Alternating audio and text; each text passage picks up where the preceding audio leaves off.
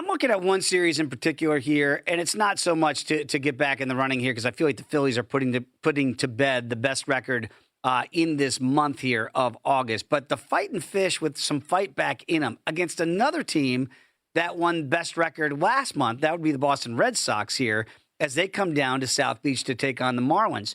Jensen, we got some other series like the Rays and Tigers that the Tigers are going to get back in the good foot after getting swept away this weekend. We'll find out about that. What series has caught your attention here as we start some new ones here on a Monday? Well, no series in particular, but three plays that have jumped out for me here. And let's start with one that probably flies under the radar for a lot of people.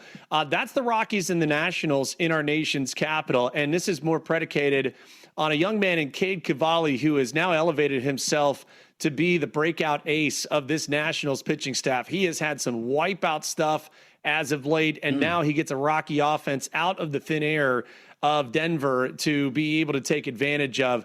I played an under 8.5 at minus $1.25 on Novig. I believe Circa has a little bit better price there at minus $1.20. But this is purely on looking at where Cavalli has been utterly dominant in his last handful of starts. Also, an offense there for the Colorado Rockies that just has come off a series sweep at the hands of my Cleveland Guardians. So you match that up, big long flight out to the East Coast, and then set it up with Cade Cavalli, who, just to get the numbers for you, Dave, unscored upon in back-to-back starts. But if you want to go all the way back, he has not allowed 3 earned runs or more since June 7th. Okay, and that is a start streak of, I believe, 13 consecutive starts of where he's allowed 3 earned runs or fewer. So I love that matchup. First play for me on this docket, under 8.5, minus $1.25 between the Rockies and the Nationals. I'm looking at the series with Seattle as well, and they right now will be hosting those red-hot Philadelphia Phillies, right now the hottest team in all of Major League Baseball with those 9 straight wins. And I'm looking at their numbers. You can get them over 2-1 to win the division, and about a plus $1.65 I'm seeing out there in the marketplace here to make the playoffs.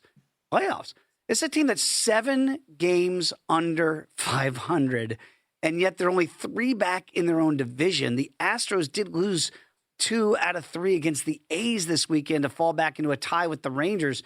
I know you've kind of still been pot committed on Seattle. The schedule is not easy, obviously, with the Phillies coming to town. Out of those 2 price points, if you had nothing in play already, where would you look for Seattle? Would you look to them the shorter price to just make the postseason, double chance? Or if they get in, it's got to be by getting in by winning the division? I mean, it's probably just to make the playoffs price, but at the same time, I still get a pretty decent payout there at basically 2 bites at the apple. If they win the division, of course, they're in. If they get a wild card, then that also satisfies that criteria. As far as where they are right now, I mean, you are absolutely taking it from the hottest team in baseball. Zach Wheeler and the Phillies in town. This total is already down to 6.5. And I think it is kind of intriguing that the over is juiced as heavily as it is to $1.25, under 6.5 plus $1.04. And a lot of that predicated on Zach Wheeler having, some issues here his last handful of times out. Just bringing up some of the numbers on where he's been. This is weird to look at, but his last 3 starts now, he was better against the Marlins his last time out, but he's got almost a 6 ERA in his last 3 starts. So no play on this game, particularly tonight, but it will be one that we keep an eye on for both teams. One for Philly to try and make it 10 in a row. Mariners trying to find their way back with some positive momentum to try and get back in not only this AL West race, but keep closing ground in the wild card. The wild card's where we need to start and focus because that's where my Cleveland Guardians are. They come off the sweep, winners of 4 in a row, but sweep the Rockies there to start this West Coast swing in Colorado. They're in Anaheim tonight to take on the Angels.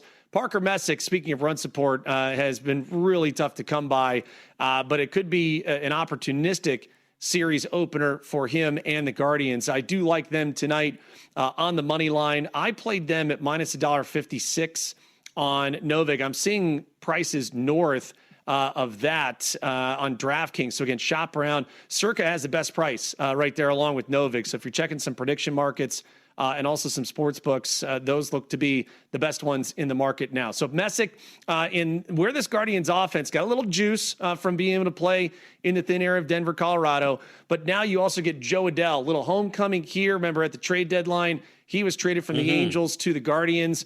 He has been a really great RBI machine for them in his short Guardians tenure. I think he, if you're looking for some player props, would be great to look at tonight.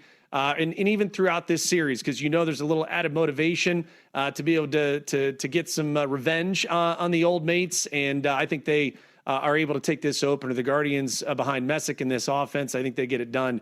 So Guardians minus $1.56 on the money line against the Halos.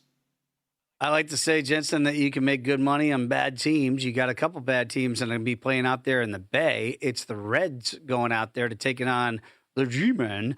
Would you be looking to the visitors today in game number one?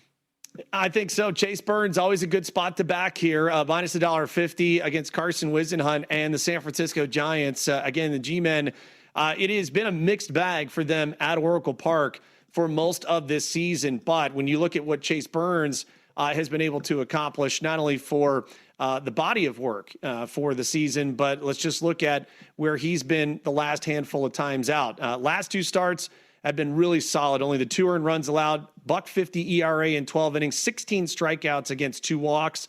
This is a pretty big prone swing and miss club for San Francisco.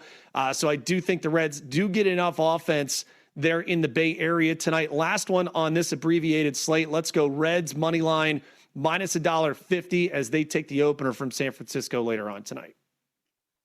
Yeah, we're talking about the hottest teams in baseball right now. The Phillies with that 9-game winning streak, putting them 15 games over 500, just 3 games back of the ATL there. And we were kidding about the Royals, who have won 8 in a row here in the American League. They're the hottest team right now on the junior circuit. They are still 16 games under 500. But these splits, and I've talked about them on this program before, I've never seen anything quite like this. 6 games over 500. Royals are off today. That's the only thing that can slow them down right now. 6 games over 500 at home.